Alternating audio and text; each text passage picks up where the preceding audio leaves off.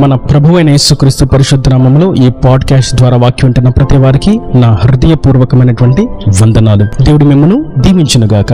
మత్తయి సువార్త 12వ అధ్యాయము 31-32 వచనాలు. కాబట్టి నేను మీతో చెప్పునదేమనగా, మనుష్యులు చేయు ప్రతి పాపమును దూషణయు వారికి క్షమింపబడును గాని ఆత్మ విషయమైన దూషణకు పాప క్షమాపణ లేదు. మనుష్య కుమారునికి విరోధముగా మాట్లాడడానికి పాప క్షమాపణ కలదు, కానీ పరిశుద్ధాత్మకు విరోధముగా మాట్లాడడానికి ఈ యుగమందైనను రాబో యుగమందైనను పాప క్షమాపణ లేదు. చదివినటువంటి వాక్య భాగంలో ఒక పాఠ్యాన్ని మనం గుర్తిస్తాం.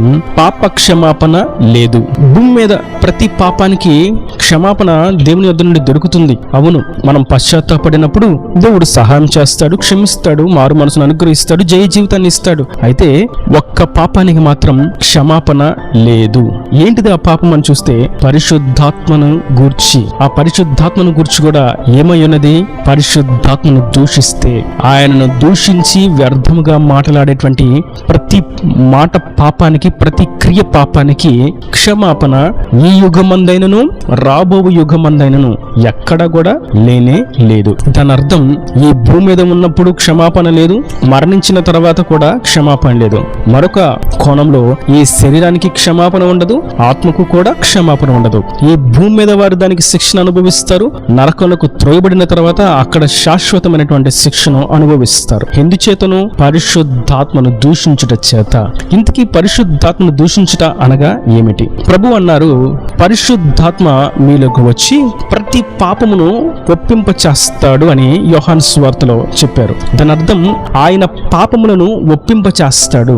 అయితే ఆయన ఎందుకు వచ్చినప్పుడు మన పాపాన్ని పరిశుద్ధాత్మను గుర్తు చేస్తూ, ఇది నేను చేయని పాపము, ఇది పాపము కాదు అని ఆయన చెప్తున్నటువంటి మాటలకు ఎదురు తిరిగి, నేనే పాపము చేయలేదు, ఇది నా తప్పు కాదు, వారు అలా చేశారు కాబట్టి నేను ఇలా చేశాను, ఆ సందర్భంలో నేను ఇలాగా చేయవలసి వచ్చింది, లేదా ఆ సందర్భంలో నా చేయి అలా వెళ్ళింది, లేదా ఆ సందర్భంలో నా చూపులు అలా వెళ్ళి, లేదా ఆ సందర్భంలో నా ఆలోచనలు మారిపోయినాయి, ఆ దినమున నేను పాపం చేశాను, కానీ నా ద్వారా జరిగినటువంటి పాపము కాదు, ఇది పాపము నాలో తప్పుగా ఎంచబడదు అని పరిశుద్ధాత్మ తెలియజేసినటువంటి ఆ పాపాన్ని ఒప్పుకోకుండా, ఆయన మాటకు లోబడకుండా, విధేయత చూపించకుండా, కఠినముగా వాత వేయబడినటువంటి మనస్సాక్షితో, ఇనుము వలె కఠినమైనటువంటి హృదయముతో నిలబడుకుని ఉంటే అదే పరిశుద్ధాత్మ యొక్క దూషణ.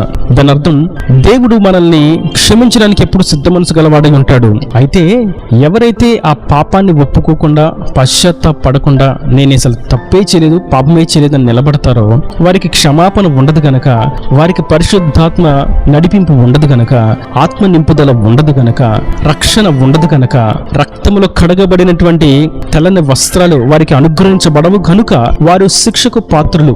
అది ఏ యుగమందైనను రాబో యుగమందైనను ఇక వారికి క్షమాపణ లేదు. అనగా ఈ దేహము ధరించుకుని ఉన్నను, దేహము విడిచినను వారికి క్షమాపణ లేదు. కారణం ఒకటే, వారు పరిశుద్ధాత్మను దూషించుట చేత. మరొక కోణంలో మనం చూసినట్లయితే, పరిశుద్ధాత్మను దూషించడం అనగా, అసలు పరిశుద్ధాత్మ అంటే ఎవరు? తండ్రి, కుమార, పరిశుద్ధాత్మ, త్రియేక దేవుడు మన దేవుడు. పరిశుద్ధాత్మను దూషిస్తే దేవుని దూషించినట్లే, ఒక్క మాటలో దేవుని దూషించినట్లే. కాబట్టి ఆయనను దూషిస్తే, ఆయన చెప్పినటువంటి క్షమాగుణానికి తలబొగ్గక, పశ్చాత్తాపడక, పాపమును ఒప్పుకొనక ఎదురుదితే ఇక వారికి క్షమాపణ లేదు. ఎన్ని మార్లు గద్దించినా లోబడిన వాడు మరి తిరుగు లేకుండా హఠాత్తుగా నాశనం అవుతాడని సామెతల గ్రంథకర్త రాశాడు. అవును, అక్కడైతే ఎన్నిసార్లు చెప్పినా నాశనం తప్పదని ఉంది, కానీ ఇక్కడైతే మారు మనసు పొందకపోతే, పాపాన్ని ఒప్పుకోకపోతే, క్రీస్తు వైపు తిరగకపోతే, పరిశుద్ధాత్మ నడిపింపులకు రాకపోతే, ఆత్మతో నింపబడకపోతే ఇక వారికి క్షమాపణ లేదు అని ఇక్కడ మన తేటగా అర్థం పడుతూ ఉంది. కనుక ఈ వాక్యం వింటున్నటువంటి నా ప్రియ సహోదరులారా, మనం పరిశుద్ధాత్మను దూషించకూడదు మన క్రియల చేత. మరియు రెండవ విభాగాన్ని మీకు వివరిస్తాను. పరిశుద్ధాత్మను దూషించడం అనగా, ఆయన చేత జరిగినటువంటి క్రియలను గుర్తించకపోవడం, ఆయన చేత జరిగినటువంటి కార్యాలను చీకటి క్రియలకు, సాతాను తంత్రాలకు ఆపాదించడం. ఇది ఆయనను దూషించడం. ఆయన శక్తి చేత కార్యాలు జరిగితే, ఆయన కృప చేత కార్యాలు జరిగిస్తే, ఆయన దయ వలన కార్యాలు జరిగితే అది ఆయన వలన జరగలేదు అని, లోకములో ఉన్నటువంటి సృష్టిని పూజిస్తూ సృష్టి వలన జరిగిందని, సాతాను క్రియలు క్రియలకు సాతానుకు అపవాదికి ఆపాదిస్తే అది పరిశుద్ధాత్మను దూషించుట. అనేకులు దేవుని సన్నిధిలో ప్రార్థన చేయించుకొని మేలును పొందుకున్న తర్వాత ఇది ఆయన వలన జరగలేదు, ఇది మా శక్తి చేత మేము ఆరాధిస్తున్నటువంటి సృష్టి వలన మాకు జరిగింది అని దేవుని మహిమను సృష్టిని సృష్టించినటువంటి దేవుణ్ణి విడిచిపెట్టి సృష్టికి ఆపాదిస్తూ ఉంటారు. అక్కడ గుర్తించాల్సినటువంటి విషయం పరిశుద్ధాత్మ యొక్క దూషణ జరుగుతూ ఉన్నది. అందుకే మనం తిమోతికి రాసినటువంటి మొదటి పత్రిక 4వ అధ్యాయం 2వ వచనంలో కూడా చూస్తాం. అక్కడ కపట మనస్సు, అబద్ధికులు, వాత వేయబడినటువంటి మనస్సాక్షి కలిగిన వారు అని మనం చూస్తాం. దాని అర్థం వారికి పరిశుద్ధాత్ముడు పాపాన్ని గుర్తు చేస్తున్నాడు, తెలియచేస్తున్నాడు, ఒప్పుకోమని సరి చేసుకోమన్నాడు అని చెప్తున్నా దానిని వినక ఆ మాట చెప్పి చెప్పి చెప్పి ఆ హృదయం కఠినమైపోయింది. ఇక ఆ మాటకు అది లోబడట్లా, దేవుని స్వరం ఇక వినబడట్లేదు, హృదయం అనేటువంటి తలుపు వేయబడి ఉన్నది. కారణం అది కఠినమైపోయింది. ఇనుము మంటతో కలిసి ఎండిపోయినటువంటి స్థితిలోకి ఆ హృదయం దిగజారిపోయినది. అందుకే అది వాత వేయబడినటువంటి మనస్సాక్షిని పరిశుద్ధాత్ముడు అక్కడ రాయించాడు. మరియు హెబ్రీయులకు రాసినటువంటి పత్రిక 6వ అధ్యాయం 4, 5, 6 వచనాలు చూసినట్లయితే, ఒకసారి వెలిగింపబడి పరలోక సంబంధమైనటువంటి వరమును రుచి చూచి పరిశుద్ధాత్మలో పాలివారై దేవుని దివ్య వాక్యమును రాబో యుగ సంబంధమైనటువంటి శక్తుల ప్రభావం అనుభవించిన తర్వాత తప్పిపోయిన వారు తమ విషయములో దేవుని కుమారుని మరలా సిలువ వేయచు బాహాటముగా ఆయనను అవమానపరుచున్నారు కనుక మారు మనసు పొందినట్లు అట్టి వారిని మరలా నూతన పరచుట అసాధ్యము.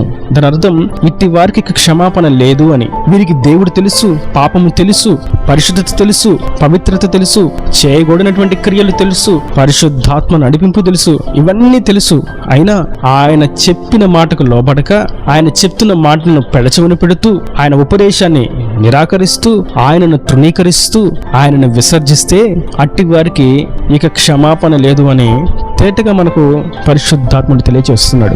కనుక ఈ వాక్యం వింటున్నటువంటి నా ప్రియ సహోదరులారా, మనం పరిశుద్ధాత్మను దూషించకూడదు. ఆయన చేత జరిగినటువంటి కార్యాలను మనం దూషించకూడదు. వ్యర్థమైనటువంటి మాటలు మాట్లాడి ఆయన కార్యాలను అపహసించకూడదు. పరిశుద్ధాత్మ యొక్క కార్యాలు అల్పముగా ప్రారంభించబడి ఘనముగా ఎంచబడతాయి. ఆయన చేసేటువంటి కార్యాలు చిన్నగా అల్పముగా ఉన్నట్లు ఉంటాయి. ఆ సమయంలో దూషిస్తే, తృణీకరిస్తే ఆయన దాన్ని ఊరుకోడు. ఆయన వాటి విషయం ఆయన సహించడు. అది ఎప్పుడైతే ఘనముగా ఎంచబడుతుందో అప్పుడు జనులకు అర్థమవుతుంది అది దేవుని ఆత్మ చేత జరిగినటువంటి కార్యము అని.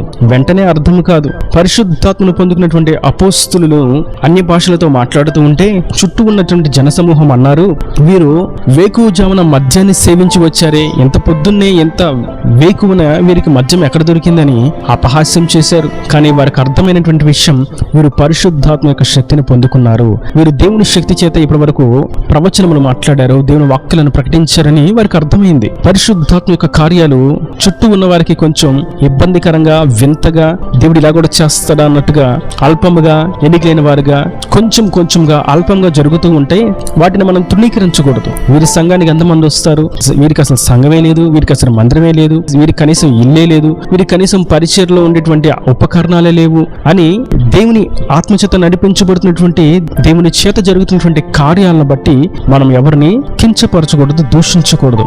ఆచారబద్ధమైనటువంటి క్రియలలో నుండి ఆత్మ సంబంధమైనటువంటి మార్గములకి మనం అడుగు పెట్టవలసిన వారమై ఉన్నాం.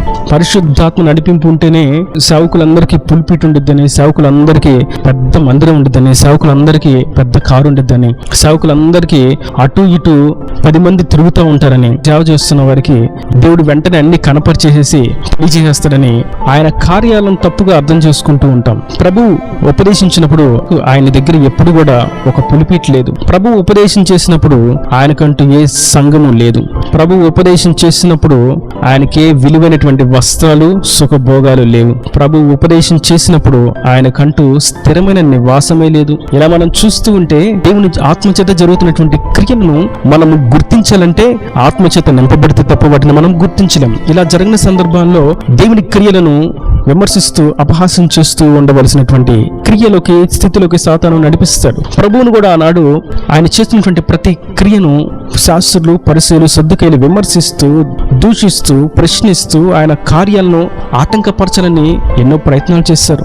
కనుక ఆ పాపాలకు దేవుడు క్షమాపణ ఇవ్వడు. కనుక ఈ వాక్యం వింటున్నటువంటి నా ప్రియ సహోదరులరా, పరిశుద్ధాత్మను మనం దూషించకూడదు అంటే పాపాన్ని ఒప్పుకోవాలి. మరియు పరిశుద్ధాత్మను మనం దూషించకూడదు అంటే దేవుని నామానికి లోబడాలి, దేవుని మాటకు లోబడాలి. పరిశుద్ధాత్మను మనం దూషించకూడదు అంటే ఆయన కార్యాలను మనం విశ్వసించాలి. పరిశుద్ధాత్మను మనం దూషించకూడదు అంటే ఆయన చేత జరుగుతున్నటువంటి చిన్న కార్యమైనా సరే మనం తృణీకరించకూడదు. అట్టి విధంగా మనం పరిశుద్ధాత్మ విషయంలో జాగరూకత కలిగి, దేవుని ఆత్మ చేత నడిపించబడుతున్నటువంటి సత్య సేవకుల విషయమై జాగ్రత్త కలిగి, దేవుని ఆత్మ నడిపింపులో మనం నడుస్తూ సత్య మార్గంలో స్థిరపరచబడిన వారముగా దేవుని రాజ్యానికి వారసులుగా మార్చబడదుము గాక. ఈయన దేవుని మాటలు ప్రతి వారి హృదయంలో నీరుకట్టి ఫలింపు చేయను గాక. ఆమేన్. God bless you. తలలు వంచి కన్నులు మూసినట్లయితే మీ కొరకు చిన్న ప్రార్థన.